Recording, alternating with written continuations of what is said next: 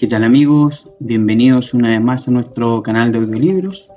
Hoy día vamos a continuar con la lectura del título Demian, de Hermann Hesse.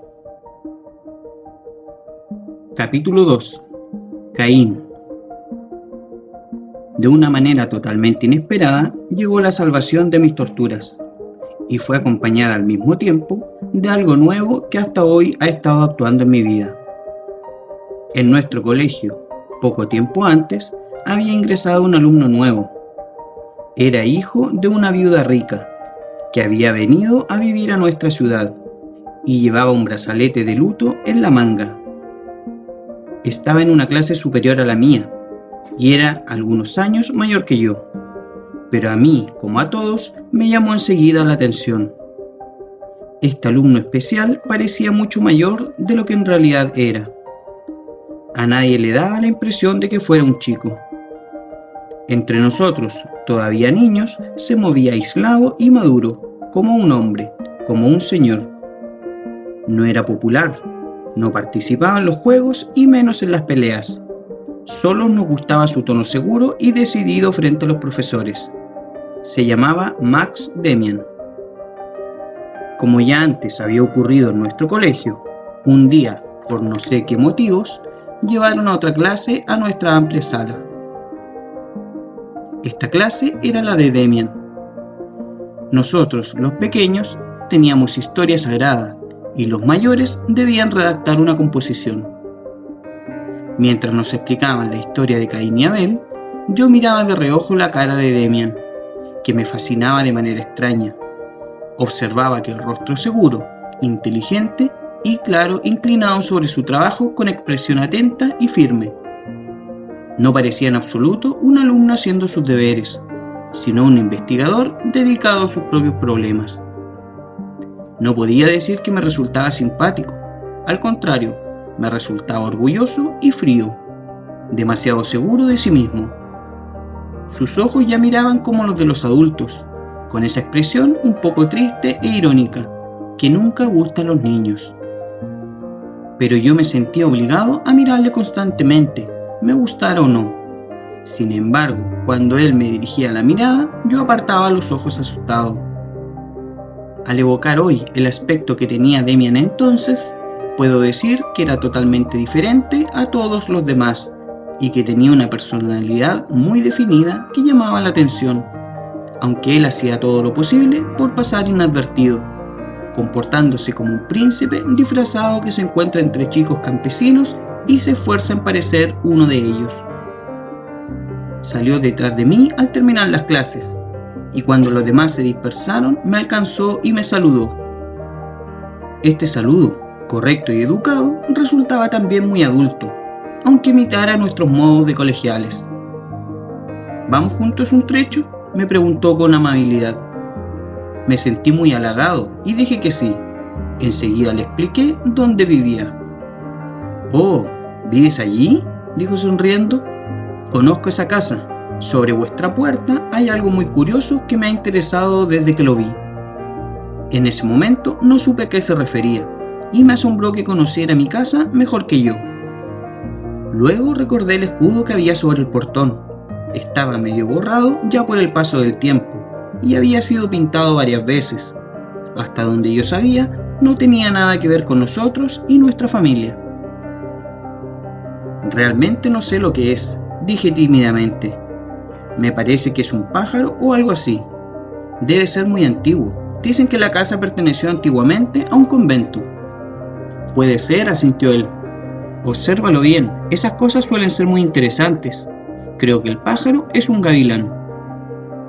Seguimos adelante, sintiéndome yo muy turbado. De pronto Demian se rió, como si se le hubiera ocurrido algo muy divertido. «Hoy escuché vuestra clase», dijo muy animado, «sobre la historia de Caín, el que llevaba una señal en la frente, ¿no? ¿Te gusta?». Muy raras veces me gustaba algo de lo que tenía que estudiar. Sin embargo, no me atreví a decirlo, porque era como si estuviera hablando con una persona mayor. Contesté que la historia me gustaba. Demian me dio unas palmaditas en el hombro. «Amigo, conmigo no necesitas fingir, pero esa historia es verdaderamente singular. mucho más que la mayoría de las que nos enseñan. El profesor no ha dicho mucho, solo lo habitual sobre Dios y el pecado, y todo eso. Pero yo creo... Se interrumpió sonriendo y me preguntó: «Oye, ¿pero esto te interesa?» Pues yo creo, continuó, que la historia de Caín se puede interpretar de un modo completamente distinto. Por cierto, la mayoría de las cosas que nos enseñan son verdaderas y exactas, pero se pueden contemplar desde otro punto de vista que el de los profesores, y entonces por lo general adquieren un sentido más pleno. Por ejemplo, en esta historia de Caín y la señal sobre su frente, no podemos conformarnos con la explicación que se nos da, ¿no te parece? Que uno mate a su hermano en una pelea puede pasar, que luego le dé miedo y se arrepienta, también es posible, pero que precisamente por su cobardía le recompensen con una distinción que le proteja y que inspire miedo a los demás, eso me parece muy raro. Sí, es cierto, dije interesado. El asunto empezaba a intrigarme. ¿Pero de qué otra manera puedes explicar la historia? Me dio una palmada en el hombro. Es muy simple. Lo que existió primero y que fue el punto de partida de la historia fue la señal. Hubo un hombre con algo en el rostro que inspiraba miedo a los demás. No se atrevían a tocarle. Él y sus hijos les impresionaban. Desde luego que no debe haber sido una auténtica señal sobre la frente, algo como un sello de correos. La vida no suele ser tan tosca. Probablemente fuera algo apenas perceptible, inquietante, un poco más de inteligencia y audacia en la mirada. Aquel hombre tenía poder e inspiró temor. Llevaba una señal. Eso se podía explicar como se quisiera, y siempre se prefiere lo que resulta cómodo y da razón. Se temía a los hijos de Caín, que llevaban una señal, y no la interpretaron como lo que era, es decir, como una distinción, sino como todo lo contrario. La gente dijo que aquellos tipos con la señal eran inquietantes, y la verdad lo eran. Los hombres con valor y carácter siempre les han resultado inquietantes a la gente. Era entonces muy incómodo que anduvieran suelta una raza de hombres audaces e inquietantes, de modo que les pusieron un sobrenombre y se inventaron una leyenda para vengarse de ellos y justificar un poco todo el miedo que les tenían. ¿Comprendes? Es posible que sí, pero si Caín no fue malo, entonces, ¿toda la historia de la Biblia es mentira? Sí y no. Estas viejas historias son siempre verdad, pero no siempre han sido recogidas y explicadas con exactitud. Yo pienso que Caín era todo un hombre y que le colgaron esa historia encima solo porque le tenían miedo. La historia era simplemente una patraña que la gente contaba, pero era verdad que Caín y sus hijos llevaban una señal que les hacían diferentes a los demás. Asombrado, me limitaba a escucharlo. ¿Y crees que lo del asesinato de Abel tampoco fue verdad?, pregunté emocionado. Oh sí, seguramente es verdad. El más fuerte mató a uno más débil. Que fuera su hermano ya es dudoso. Además, no tiene importancia. Al fin y al cabo, todos los hombres son hermanos. Así pues, un hombre fuerte mató a uno débil. Quizá fue un acto heroico, quizá no lo fue. En todo caso, los débiles tuvieron miedo y empezaron a clamar contra el homicida. Y cuando les preguntaban, ¿por qué no le matáis?, ellos no contestaban porque somos unos cobardes, sino que decían, no es posible, tiene una señal, Dios le ha marcado. Así nació la fábula. Bueno, pero te estoy deteniendo demasiado. Adiós. Se alejó por Altgasse y me dejó solo, más sorprendido que nunca en toda mi vida. No bien le perdí de vista, todo lo que me había dicho me pareció increíble. Caín un hombre noble y Abel un cobarde. La señal de Caín era una distinción. Era absurdo, blasfemo e infame. ¿Y qué pasaba con Dios? ¿No había aceptado el sacrificio de Abel? ¿No lo quería? Tonterías. Empecé a sospechar que Demian me había tomado el pelo y quería ponerme en ridículo. Era un chico muy inteligente y hablaba muy bien, pero no podía ser. En todo caso, nunca había reflexionado tanto sobre una historia, fuera o no de la Biblia. Y hacía tiempo que no olvidaba tan por completo a Franz Krommer, durante horas, una tarde entera. En casa leí la historia otra vez, tal como figura en la Biblia. Era clara y concisa. Me pareció una insensatez buscarle una interpretación especial y misteriosa. Así cualquier asesino podría declararse elegido de Dios. No, era absurdo. Lo fascinante era la manera tan sencilla y graciosa con que Demian sabía decir las cosas, como si todo fuera tan natural. Y además, cómo miraba. Sin embargo, algo en mí mismo no estaba en orden y se negaba a rechazar por completo las palabras de Demian. Yo había vivido en un mundo claro y limpio. Había sido una especie de Abel y ahora me encontraba metido en el otro mundo. Había caído tan bajo y sin embargo, en el fondo no era tan culpable. ¿Qué había pasado? En ese momento recordé algo que me dejó sin aliento. En aquella tarde aciaga en que comenzó mi actual desgracia, me había ocurrido aquello mismo con mi padre. Durante un momento fue como si lo hubiera desenmascarado y despreciado a él, a su mundo y a su sabiduría. Sí, en aquel momento yo, que era Caín y llevaba una marca en la frente, pensé que esa marca no era una vergüenza sino una distinción, y que precisamente mi maldad y mi desgracia me hacían superior a mi padre y a los buenos y piadosos. En ese momento estas cosas no fueron un pensamiento claro, pero las intuí en una llamarada de sentimientos, de extrañas emociones que me hacían daño pero que me llenaban de orgullo. ¿De qué extraña forma había hablado Demian de los valientes y de los cobardes? Qué especial su interpretación de la señal en la frente de Caín, y cómo resplandecían sus ojos, sus extraños ojos de hombre.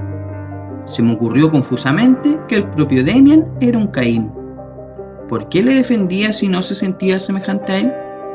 ¿Por qué tenía aquel poder en la mirada? ¿Por qué hablaba con tanto desdén de los otros, los cobardes, que son en verdad los buenos, los elegidos de Dios?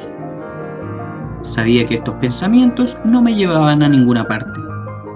En el pozo había caído una piedra. El pozo era mi alma joven. Durante mucho tiempo, esta historia de Caín, con el homicidio y la señal, fue el punto de partida de mis intentos de conocimiento, duda y crítica. Me di cuenta de que también mis compañeros se preocupaban mucho de Demian. No le conté a nadie nuestra conversación sobre Caín, pero Demian parecía interesar también a los otros. En todo caso, corrían muchos rumores sobre el nuevo. Si los recordase todos, cada uno de esos rumores arrojaría una luz sobre él. Cada uno se podría interpretar. Solo recuerdo que primero se dijo que la madre de Demian era muy rica. Se decía también que nunca iba a la iglesia, y tampoco su hijo. Algunos decían que eran judíos, pero que también podían ser musulmanes. Se contaban verdaderas fábulas acerca de la fuerza física de Mac Demian. Era, por cierto, el más fuerte de su clase. A uno que le desafió a una pelea y le llamó cobarde porque no quería aceptarla, Demian lo humilló horriblemente. Los testigos dijeron que Demian simplemente había cogido con una mano por la nuca y apretado con tanta fuerza que el otro palideció intensamente y abandonó la lucha, confuso y maltrecho. Se dijo que durante días no había podido mover los brazos. Una tarde hasta corrió el rumor de que había muerto. Se contaban las cosas más increíbles de Demian, que corrían durante unos días produciendo agitación y asombro. Luego se dejaba de hablar de él hasta que surgían nuevos cuentos entre los chicos. Por ejemplo, afirmaban que Demian tenía relaciones íntimas con varias muchachas y que lo sabía todo. Mi relación con Franz Kromer seguía entre tanto su curso fatal. No llegaba a librarme, pues aunque me dejara en paz por varios días, yo me sentía atado a él.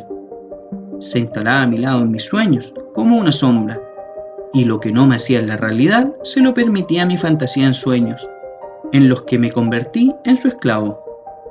Terminé por vivir más en estos sueños que en la realidad. Siempre he soñado mucho, y por perder fuerza y vida con estas ondas. Entre otras cosas, soñaba con frecuencia que Kromer me maltrataba, que me escupía y se arrodillaba encima de mí, y lo que era peor, que con su tremenda influencia me inducía a cometer crímenes terribles. El más espantoso de ellos, del que me desperté como enloquecido, era un intento de asesinato contra mi padre. Kromer afilaba un cuchillo. Estábamos escondidos entre los árboles de un paseo esperando a alguien. Yo no sabía quién, pero cuando apareció una persona y Cromer me apretó el brazo para indicarme que era aquella a quien yo tenía que apuñalar, vi que era mi padre. Entonces me desperté. Algunas veces, creo, pensaba mucho en Caín y Abel, pero poco en Demian. Curiosamente, la siguiente vez que volvió a acercarse a mí, también fue en sueños. Volví a soñar que era maltratado y violentado, pero esta vez, en lugar de Cromer, era Demian el que se arrodillaba sobre mí. Pero, y esto era nuevo y me causó una profunda impresión, todo lo que había sufrido bajo Cromer con angustia y repulsión, lo sufría gustoso bajo Demian, con un sentimiento que era mezcla de placer y temor. Soñé 2 veces ese sueño. Después Cromer volvió a su lugar habitual.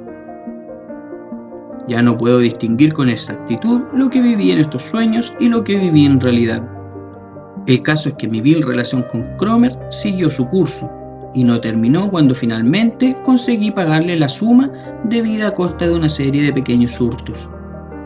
Ahora Franz conocía estos hurtos porque siempre me preguntaba de dónde sacaba el dinero y así me tenía más que nunca en sus manos.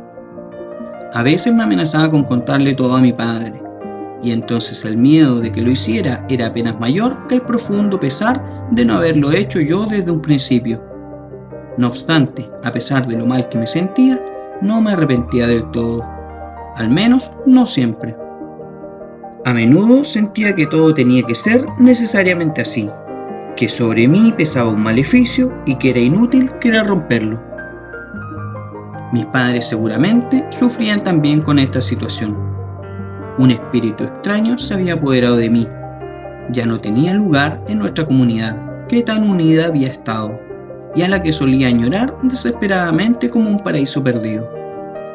Mi madre, sobre todo, me trataba más como un enfermo que como un malvado, pero mi verdadera situación la veía claramente reflejada en el comportamiento de mis 2 hermanas, que era cariñoso, pero que me hacía muy desdichado. Me trataban claramente como a un poseído, más digno de compasión que de reproche, pero que al fin y al cabo está en manos del mal. Sabía que rezaban por mí, de manera diferente que antes, y sabía que era inútil. Sentía a veces ardientemente el deseo de aliviarme, la necesidad de una verdadera confesión, y presentía, sin embargo, que no podría explicar o decir todo ni a mi padre ni a mi madre. Sabía que escucharían con cariño, que serían indulgentes y hasta me compadecerían, pero no me comprenderían por completo y considerarían todo aquello como una especie de desliz, siendo como era el propio destino. Muchos, ya sé, no querrán creer que un niño de casi 11 años pueda sentir esto. No escribo para ellos mi historia, sino para aquellos que conocen mejor al ser humano, el adulto que ha aprendido a convertir una parte de sus sentimientos en ideas. Echa de menos estas ideas en el niño y piensa que las vivencias tampoco han existido. Pero yo no he sentido nunca en mi vida nada tan profundamente, ni he sufrido nunca tan profundamente como entonces. Un lluvioso día mi verdugo me había citado en la plaza del castillo, y allí estuve esperándole, removiendo con los pies la hojarasca mojada que aún caía de los castaños negros y goteantes. No llevaba dinero, pero había apartado 2 trozos de pastel que llevaba conmigo, para tener siquiera algo que entregarle a Cromer. Ya me había acostumbrado a esperarle así en cualquier esquina, a veces un rato largo, y lo aceptaba como quien acepta lo inevitable. Finalmente apareció Cromer. Ese día me entretuvo un poco. Me dio unos cuantos puñetazos en las costillas, se rió, se comió los trozos de pastel y hasta me ofreció un cigarrillo húmedo que yo rechacé. Estaba más amable que de costumbre. Cuando se iba, me dijo: «Oye, antes de que me olvide, la próxima vez podrías traer a tu hermana, a la mayor». «¿Cómo se llama?». No comprendía y no le respondí, solo le miré desconcertado. «¿Qué te pasa? ¿No entiendes? Que traigas a tu hermana». «Sí, Cromer, pero eso es imposible. No puedo hacerlo. Además, ella no querría venir». Estaba convencido de que era un pretexto para martirizarme. Así acostumbraba a ser, me exigía algo imposible, me asustaba, me humillaba y terminaba por aceptar una transacción. Entonces yo tenía que pagar mi rescate con dinero o regalos. Esta vez fue distinto. Mis negativas no parecieron molestarle. Bueno, dijo sin darle importancia, ya lo pensarás. Quiero conocer a tu hermana, ya habrá una ocasión. Puedes salir con ella de paseo y yo me hago el encontradizo. Mañana te llamaré y hablaremos sobre esto. Cuando se fue, empecé a darme cuenta de lo que significaba su plan. Todavía era aún un niño, pero había oído decir que los chicos y las chicas, cuando eran algo mayores, podían hacer entre sí cosas misteriosas, indecentes y prohibidas. Ahora yo tenía que... De pronto me di cuenta de lo monstruosa que era esa exigencia de Cromer. Resolví no acceder jamás, pero no me atreví a pensar en lo que ocurriría, en cómo se vengaría Cromer. Desesperado, crucé la plaza desierta, con las manos en los bolsillos. Nuevos tormentos, nueva esclavitud. De repente, una voz fresca y grave me llamó. Me dio miedo y me largué a correr. Alguien corría detrás de mí y una mano me sujetó sin violencia. Era Max Demian. Me rendí. Ah, eres tú, dije vacilante. Qué susto me diste. Se quedó mirándome intensamente, de una manera que nunca me había parecido tan penetrante, tan adulta y tan sensata como en aquel momento. Hacía tiempo que no hablábamos. Lo lamento, dijo con sus modales tan peculiares, cortés y decidido. Pero escucha, uno nunca debe asustarse así. Sí, pero a veces no se puede evitar. Puede ser, pero mira, si te asustas así ante alguien que no te ha hecho nada, esa persona empieza a reflexionar, se extraña, siente curiosidad. Pensará que eres demasiado asustadizo y se dirá, eso pasa solo cuando se tiene miedo. Los cobardes siempre tienen miedo. Yo no creo que tú seas un cobarde, ¿no? Por cierto que tampoco eres un héroe. Hay cosas que te asustan y también personas a las que tienes miedo. Y eso sí que no debe ser. Nunca hay que tener miedo de los hombres. Tú no me tienes miedo a mí, ¿no? ¿O sí? Oh, no, en absoluto. ¿Lo ves? Pero hay otros a los que tienes miedo. No sé, déjame. ¿Qué quieres de mí? Apuré el paso queriendo escapar, pero Demian se mantuvo a mi lado. Sentía su mirada sobre mí. Suponte que te quiero ayudar, siguió diciendo. Desde luego no tienes por qué temerme. Me gustaría hacer un experimento contigo. Es divertido y además aprenderás algo muy útil. Verás, algunas veces me ensayo en el arte de leer los pensamientos. No es ninguna brujería, pero resulta extraño cuando no se sabe cómo se hace. La gente se desconcierta mucho. Hagamos la prueba. Te he dicho que te tengo simpatía, me intereso por ti, y ahora quisiera saber cómo eres por dentro. Ya he dado el primer paso. Te he asustado, ya sé pues que eres asustadizo. Hay cosas y personas que te asustan. ¿Por qué? No hay que tener miedo de nadie. Si se teme a alguien es porque esa persona tiene poder sobre uno. Por ejemplo, hemos hecho algo malo y el otro lo sabe. Entonces esa persona tiene poder sobre ti. ¿Comprendes? Está claro, ¿no? Le miré perplejo. Hablaba como siempre con seriedad e inteligencia, pero no demostraba ternura, sino más bien severidad, rectitud o algo parecido. No supe qué decir. Me parecía estar ante un mago. ¿Has entendido?, me preguntó otra vez. Asentí con la cabeza. No podía decir nada. Ya te advertí que resulta muy raro esto de leer los pensamientos, continuó, pero tiene una explicación completamente normal. Por ejemplo, podría decirte con exactitud lo que pensaste de mí cuando te conté la historia de Caín y Abel, pero eso no tiene nada que ver con lo de hoy. Hasta puede que hayas soñado conmigo. Dejemos eso también. Eres un chico inteligente. Los demás son tan tontos. Me gusta conversar de vez en cuando con un chico despierto, en el que pueda confiar. ¿Te parece bien? Desde luego, aunque no comprendo. Sigamos con nuestro experimento. Hemos descubierto que el muchacho ese es asustadizo.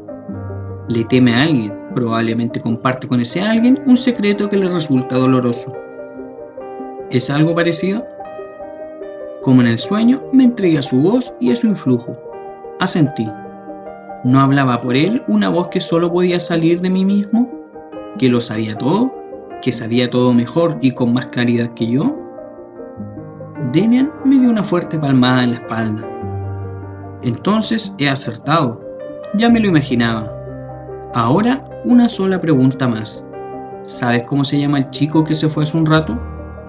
Quedé espantado. Mi secreto tocado se retorcía dolorosamente dentro de mí, sin querer salir a la luz. ¿Qué chico? No había ningún chico aquí, solamente yo. Damian se largó a reír. Dilo ya, dijo riendo. ¿Cómo se llama? ¿Te refieres a Franz Cromer? Musité. Asintió satisfecho. Bravo, eres un gran chico. Creo que seremos buenos amigos.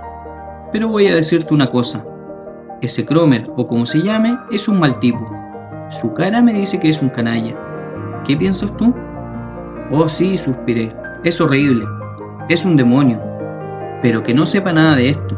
Por Dios, que no lo sepa. ¿Le conoces? ¿Te conoce él a ti? Quédate tranquilo, ya se fue y no me conoce. Al menos todavía. Pero me gustaría conocerlo. ¿Va a la escuela? Sí. ¿En qué curso está? En quinta. Pero no le digas nada. Por favor, no le digas nada. Te lo suplico. No te asustes. No pasará nada. Probablemente no tendrás muchas ganas de contarme algo más de ese Cromer, ¿verdad? No puedo. No, déjame. Damian se quedó callado durante un rato. Qué lástima, prosiguió. Podríamos haber continuado el experimento, pero no quiero atormentarte. Te habrás dado cuenta de que ese miedo que te produce no es bueno, ¿verdad? Un miedo así nos va anulando. Hay que librarse de él. Tienes que hacerlo si quieres llegar a ser un hombre. ¿Comprendes? Sí, tienes toda la razón, pero no puedo. Tú no sabes. Ya has visto que algo sé, más de lo que tú creías. ¿Le debes dinero? Sí, eso también, pero no es lo más importante. No puedo decírtelo, no puedo. Entonces, ¿no te serviría que yo te diera todo el dinero que le debes? Podría dártelo sin ningún problema. No, no es eso. Y te ruego que no digas a nadie nada, ni una palabra. Confía en mí, Sinclair. Ya me contarás un día tus secretos. Nunca, jamás, grité violentamente. Como tú quieras, solo pienso que quizá más adelante me cuentes más cosas. Voluntariamente, por supuesto. ¿O acaso crees que voy a actuar como Cromer? Oh, no. ¿Pero sabes algo de todo esto? Nada, únicamente pienso sobre ello. Y nunca haré lo que hace Cromer. Puedes creerme. Además, a mí no me debes nada.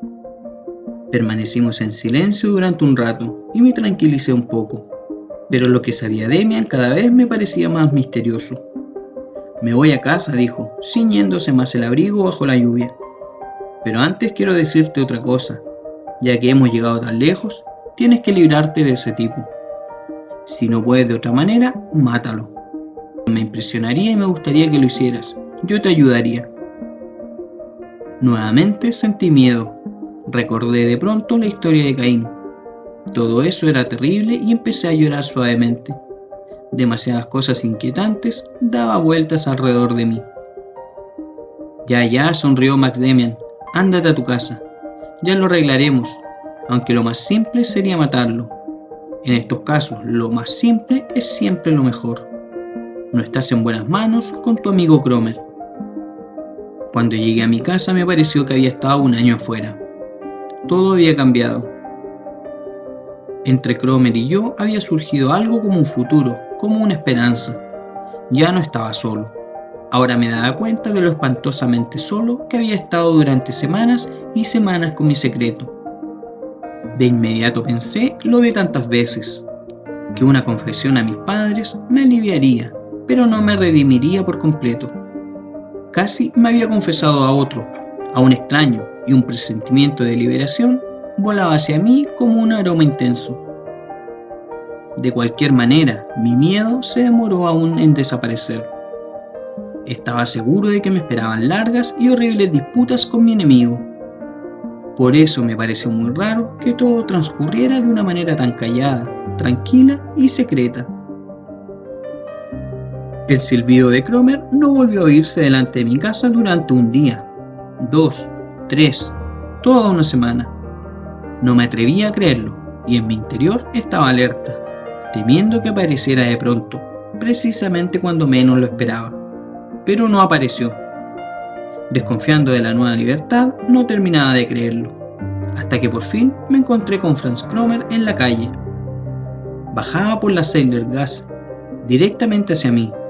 Se estremeció al verme, torció la cara en una mueca terrible y se dio media vuelta para no tener que encontrarse conmigo. Fue aquel un momento indescriptible. Mi enemigo huía de mí. Mi verdugo me tenía miedo. La alegría y la sorpresa me inundaron por completo. Por aquellos días volví a ver a Demian. Me estaba esperando en la puerta del colegio. «Hola», dije. «Buenos días, Sinclair. Quería saber cómo te va. Supongo que Cromer te ha dejado tranquilo». «Tú lo hiciste, ¿verdad? Pero, ¿cómo lo has conseguido? No lo comprendo. No lo he visto más». «Me alegro. Si alguna vez se le ocurre volver. No creo que lo haga, pero de ese canalla puedo esperarlo todo. Dile que se acuerde de Demian». «Pero, ¿cómo te la has arreglado? ¿Peleaste con él? ¿Le pegaste?» «No, eso no me gusta. Solo hablé con él, como he hecho contigo, y lo convencí de que sería mucho mejor para él que te dejara tranquilo». «¿No le habrás dado dinero?» «No, querido, ese camino ya lo habías intentado tú». Se apartó de mí, eludiendo mis preguntas. Me quedé con el viejo y confuso sentimiento que Demian me inspiraba, mezcla extraña de agradecimiento y recelo, admiración y miedo, simpatía y rechazo. Decidí verlo pronto, para hablar nuevamente con él de todo y también de la historia de Caín. No llegué a hacerlo. La gratitud es una virtud en la que, por lo general, no creo, y esperarla de un niño me parece un error. Así pues, no me sorprende mucho la total ingratitud que demostré a Max Demian. Hoy tengo la certeza de que si él no me hubiera liberado de las garras de Cromer, yo hubiera enfermado y corrompido para toda la vida. Ya entonces sentí aquella liberación como el acontecimiento más importante de mi joven vida, pero al libertador mismo lo dejé a un lado después que realizó el milagro. Como he dicho, la ingratitud no me resulta extraña. Lo que me sorprende es la falta de curiosidad que demostré. ¿Cómo era posible que yo siguiera viviendo un solo día tan tranquilamente sin intentar acercarme a los misterios con que Demian me había puesto en contacto? ¿Cómo pude dominar el deseo de oír algo más sobre Caín, sobre Cromer y la lectura de pensamientos? No es comprensible, pero así fue. Me vi de repente libre de unas redes diabólicas. Ante mí el mundo volvía a ser luminoso y alegre, y dejé de sentir los miedos y las angustiosas palpitaciones. El maleficio estaba roto. Ya no era un condenado sometido a terribles torturas, sino otra vez un colegial, como antes.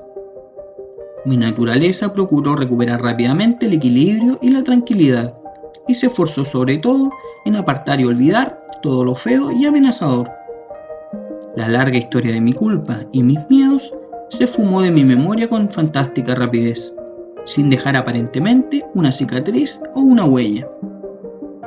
Hoy comprendo que también olvidara a mi Salvador con la misma rapidez. Del valle de lágrimas de mi condenación, de la espantosa esclavitud a Cromer, huí con todos los instintos y las fuerzas de mi alma herida a refugiarme allí donde me había sentido feliz y tranquilo, al paraíso perdido que me abría sus puertas nuevamente, al mundo luminoso de los padres y de las hermanas, al perfume de la pureza, a la bondad de Abel, que era grata a los ojos de Dios. El mismo día de mi conversación con Demian, al adquirir por fin la certeza de que había recuperado la libertad, sin temer en nuevas amenazas, hice lo que tantas veces y tan ardientemente había deseado. Confesé. Fui donde mi madre y le mostré el monedero con el cierre roto y lleno de fichas en vez de monedas, y le conté cómo mi culpa me había tenido encadenado a un malvado que había disfrutado torturándome durante largo tiempo. Ella no llegó a comprenderlo todo, pero vio mi monedero, mi mirada transformada, escuchó mi voz y sintió que yo había sanado, que había recuperado a su hijo. Invadido por elevados sentimientos, celebré la fiesta de mi reintegración, el regreso al hogar del hijo pródigo. Mi madre me llevó ante mi padre. Tuve que repetir la historia, interrumpida por preguntas y exclamaciones de asombro. Mis padres me acariciaron la cabeza y suspiraron, aliviados de su preocupación. Todo era maravilloso, todo ocurría como en los cuentos, todo se resolvía en una maravillosa armonía. Me refugié con pasión en esa armonía. No me saciaba de comprobar que había recuperado mi paz y la confianza de mis padres. Me convertí en un muchacho modelo. Apegado al hogar, jugaba más que nunca con mis hermanas, y durante los rezos me unía a los amados y viejos himnos y plegarias con la emoción de quien ha sido liberado de las culpas. Lo hacía de todo corazón. En aquello no había engaño. Sin embargo, las cosas no estaban bien, y esta es la única explicación satisfactoria de mi ingratitud hacia Demian. Debía haberme confesado a él. Esa confesión, menos decorativa y emocionante, hubiera sido para mí más fructífera. Ahora yo estaba aferrado con todas mis raíces a mi antiguo mundo paradisíaco. Había vuelto a él y había sido acogido con clemencia. Demian no formaba parte de este mundo, no encajaba en él. Además, también él, aunque de una manera muy distinta que Cromer, era un corruptor que me unía al mundo perverso y sombrío. Ahora que yo mismo volvía a ser Abel, yo no quería traicionar a Abel y contribuir a ensalzar a Caín. Hasta aquí el proceso exterior. El interior, sin embargo, fue así. Me había librado de las garras de Cromer y del diablo, pero no por mi propio esfuerzo. Había intentado caminar por los caminos del mundo, pero estos habían resultado demasiado peligrosos para mí. Una mano amiga me había rescatado, pero yo huía, sin mirar hacia atrás, al regazo de mi madre y a la seguridad de una infancia protegida y piadosa. Me hice más niño, dependiente e infantil de lo que en realidad era. Me sentía incapaz de andar solo y me vi obligado a sustituir la dependencia de Cromer por otra nueva. Mi ciego corazón eligió a mis padres, el viejo y querido mundo luminoso, sabiendo ya que no era el único. De no haberlo hecho así, tendría que haber elegido a Demian confiándole todo. La desconfianza que me inspiraban sus extraños pensamientos me sirvió para justificarme por no haberlo hecho, pero en el fondo la causa fue el miedo. Porque Demian me hubiera exigido más que los padres, mucho más. Habría intentado hacerme más independiente, con estímulos y exhortación, con burlas e ironía. Sí, hoy ya sé que nada hay más molesto para el hombre que seguir el camino que le conduce a sí mismo. Sin embargo, unos 6 meses después, durante un paseo, no pude evitar preguntarle a mi padre por qué algunas personas opinaban que Caín era mejor que Abel. Se sorprendió mucho y me explicó que era una interpretación bastante antigua que venía de los primeros tiempos del cristianismo.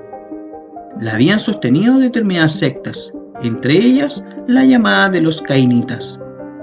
Naturalmente, esta insensata teoría no era más que un intento del demonio para destruir nuestra fe, porque si le dábamos la razón Caín en contra de Abel, resultaba que Dios se había equivocado y que el Dios de la Biblia no era el único verdadero, sino un Dios falso. En realidad, esto es lo que habían predicado los cainitas, pero esta herejía había desaparecido hacía mucho y le extrañaba que un compañero mío hubiera llegado a saber algo de ella. De todos modos, me aconsejó seriamente que olvidara aquellos pensamientos.